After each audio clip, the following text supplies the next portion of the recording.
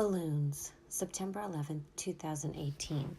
My cousin Cherry Pie sent over a bunch of ideas when she was creating my logo. When I looked at all my choices, I felt the labor of love that she put into each design.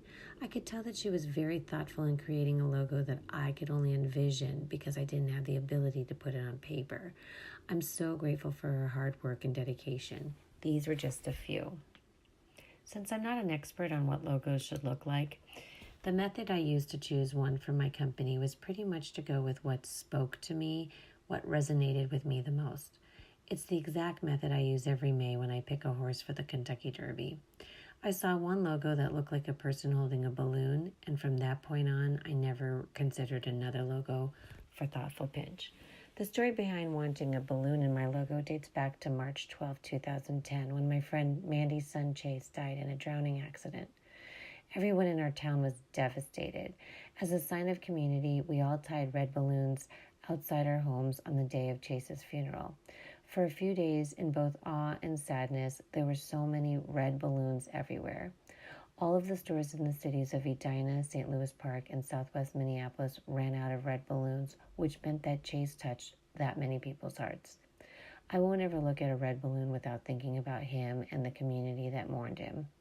Unfortunately, this gesture started a tradition, and so whenever we see balloons in a color theme tied to mailboxes or lining the street in our neighborhoods, it usually means that another loved one has passed away.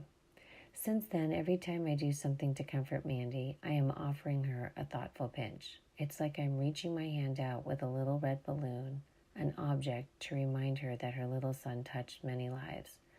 When I saw a logo that resembled a person with a balloon, I felt an instant connection.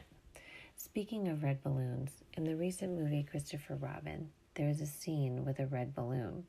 Winnie the Pooh and the red balloon reminded me of the very goal that I strive to write about every week, the simplicity of making someone feel loved and supported. When I saw this scene, it was like a validating moment for me. So when I received some super fun and extraordinary balloons for my birthday this year, I was pleasantly surprised and I thought, what a fun, thoughtful pinch. A gold balloon bouquet from my friend Allison. Last year she gave me a bouquet similar to this, but with a big white balloon instead of gold. The big balloon lasted from the end of August to the end of October, and we used it for a Halloween decoration because it looked like a floating ghost. Allison is a celebratory pincher because she's always bringing over fun stuff for any occasion. My bestie Frankie also gave me balloons for my birthday, a huge B and a huge P. She is always picking up celebratory, thoughtful pinches because she's another celebratory pincher. I'm grateful that in my stillness, I was able to see the image of a person holding a balloon in one of the many logos offered. That logo, quote, spoke to me, quote. To me, and it represents exactly what my company is all about, a person giving away a little balloon, a thoughtful pinch, and or receiving one. It didn't take me long to fall in love with the logo. I didn't even hesitate or question if it would symbolize the brand that I wanted to convey. In the words of Justin Bieber, it's a no-brainer. Pinches, Barb.